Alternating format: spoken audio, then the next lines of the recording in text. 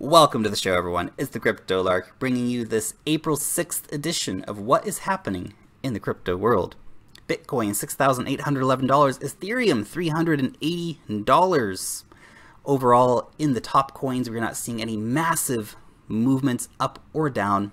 A rather steady day with only a few percentage points up and down for most coins, although we do have some real outliers. Tron up 35% on the 24-hour, Verge up 55% on the 7-day. Ontology making a breakout, 24% up in the last 24 hours. Newcomer to the top 100, Centrality is up 81% on the 7-day.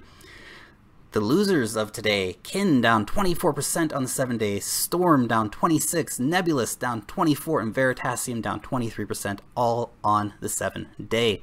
First big story of the day, Reserve Bank of India bars banks from cryptocurrency transactions. All regulated entities must cut ties with any businesses dealing in cryptocurrencies within 3 months.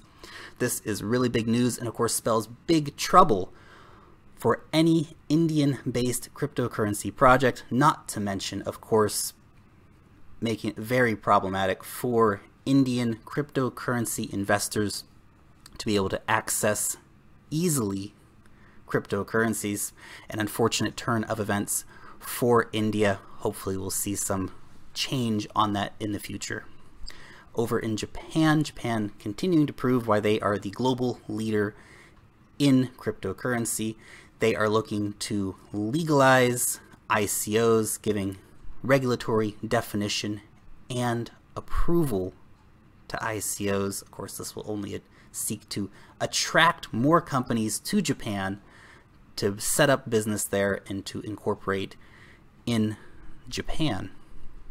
Over in South Korea, a few people have been detained.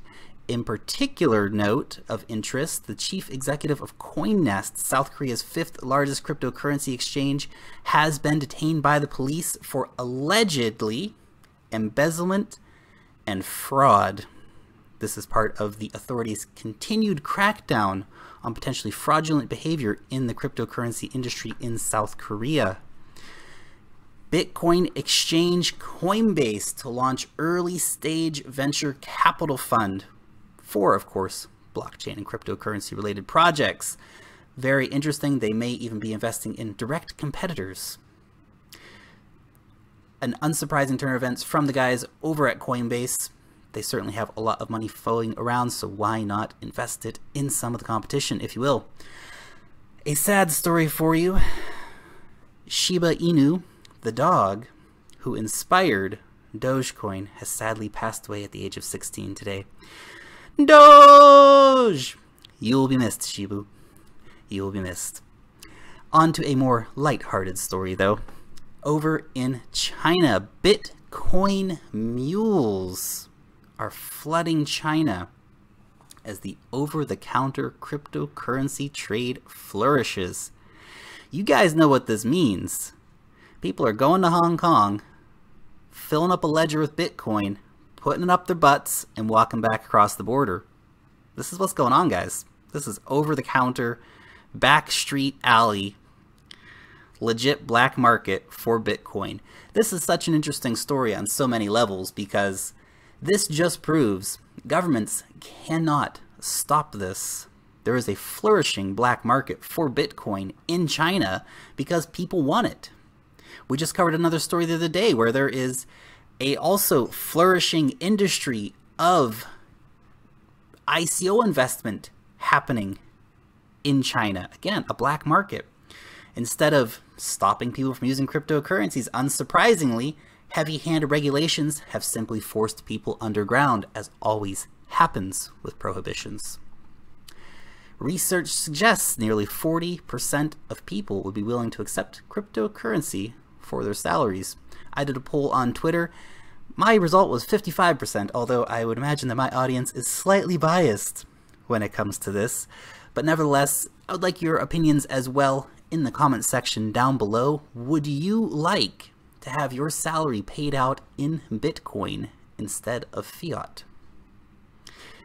Interesting, a lot of people have some real reasons to not be paid in Bitcoin, depending on what country you live in, that may be a very difficult proposition, because what are you going to do with it? But if you live in some countries like Australia or Japan, for example, you can actually pay your bills in Bitcoin. You can go shopping and buy your groceries in Bitcoin. So we're actually seeing some really interesting use case adoptions, and I feel like a lot of these yes-no answers probably really depend on where you live. The town of Magog, the latest town in Quebec to introduce a Bitcoin mining moratorium. So Bitcoin miners are not welcome in the town of Magog. There has been a lot of interest in Quebec because of its cheap hydro.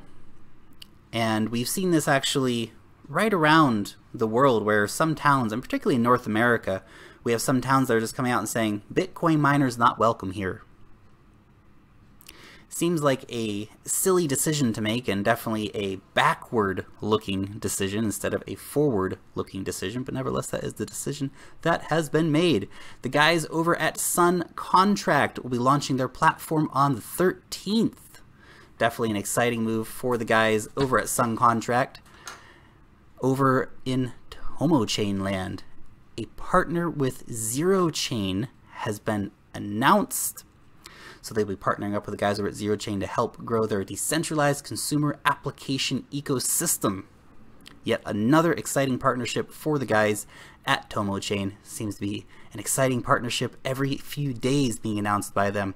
And finally, the guys over at Definity have definitively announced what they are going to be doing for their ICO. In fact, they are going to be doing a pre-sale fundraise, and after that, a public airdrop. There will not be a main public sale anymore for Definity. They wanted to keep it as legally compliant as possible, and so they have chosen to go with an airdrop model. Unfortunately, it seems that citizens of the United States will be excluded from the airdrop even so.